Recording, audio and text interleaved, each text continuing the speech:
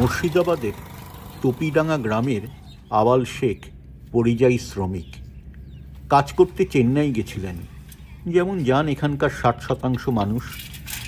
সেখানেই বাংলাদেশি অভিযোগে তাকে ধরা হয়।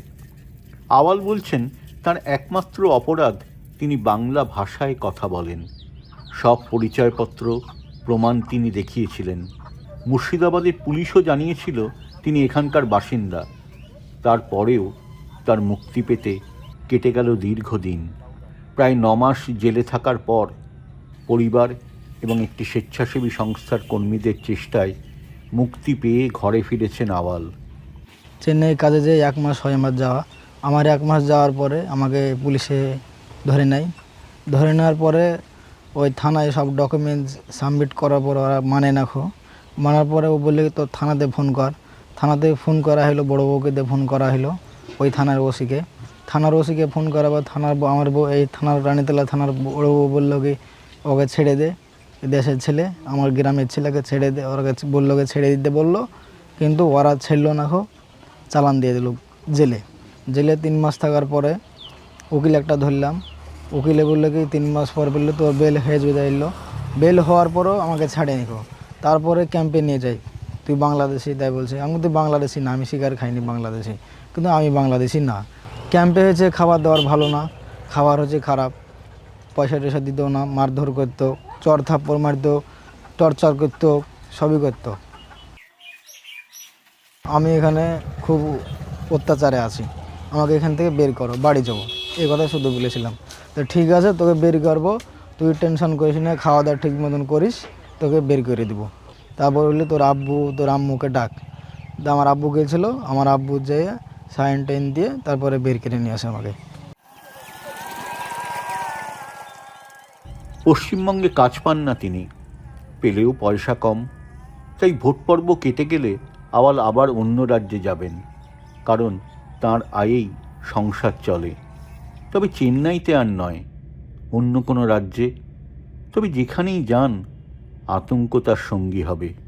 বাইরে না কাজ করলে আমি কী করবো? আমি তো গরিব মানুষ, আমার কোনো অর্থই নেই, কিছু নাই গো। যা যা পয়সা টয়সা সব ছিল সব ফুরিয়ে গেছে। সোনা দানা যা আছে ওইগুলো সব বিক্রি করে দিয়েছি। এখানে পয়সা টয়সা ঠিকভাবে পাওয়া যায় না। এখানে হচ্ছে 600-700 দেয়, 700 টাকা রেট মিস্ত্রি, আর ওখানে 1000-1200 করে দেয়। ভয় করলে তো হবে না, কাজে যেতে হবে, কাজে না গেলে কী করে খাবো? আওয়ালের স্ত্রী সাজেমা খাতুনের আতঙ্কও এখনও কাটেনি। নিজের গলার হার বন্ধক দিয়ে 40,000 টাকা জোগাড় হয়েছিল।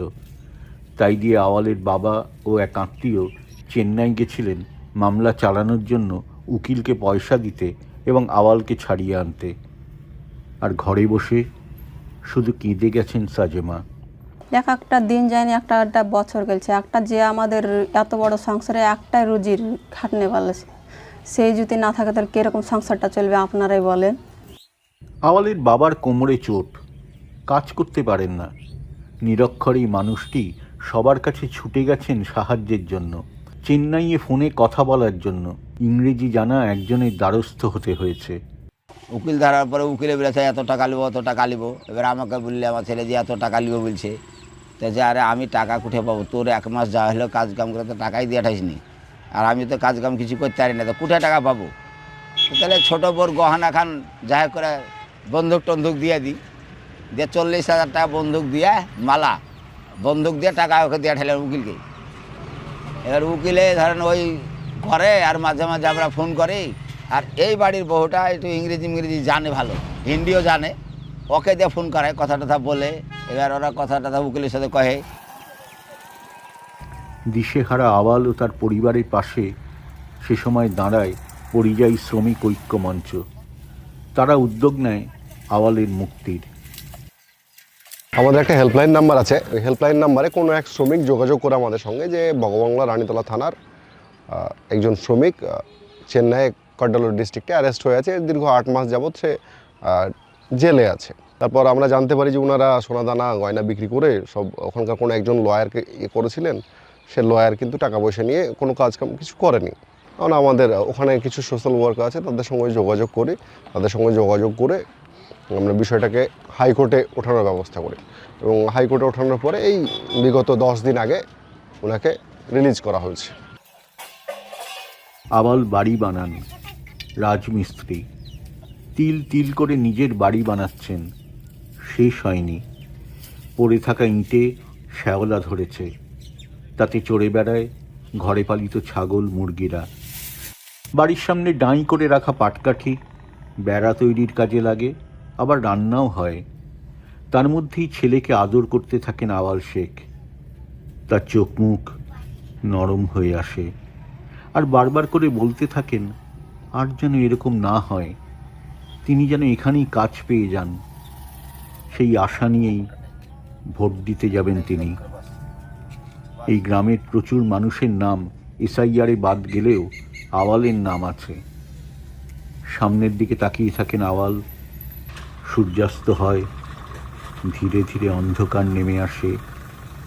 তার মধ্যে এই আশার আলোটুকু নিয়ে থেকে যাবেন আওয়াল শেখ। আওয়াল শেখ ফিরে আসতে পেরেছেন ডিটেনশন ক্যাম্প থেকে, ভোটও দেবেন। কিন্তু যারা এখনও ফিরে আসতে পারেননি অথবা যাদের নাম ভোটার তালিকা থেকে বাদ দিয়েছে, তাদের কি হবে?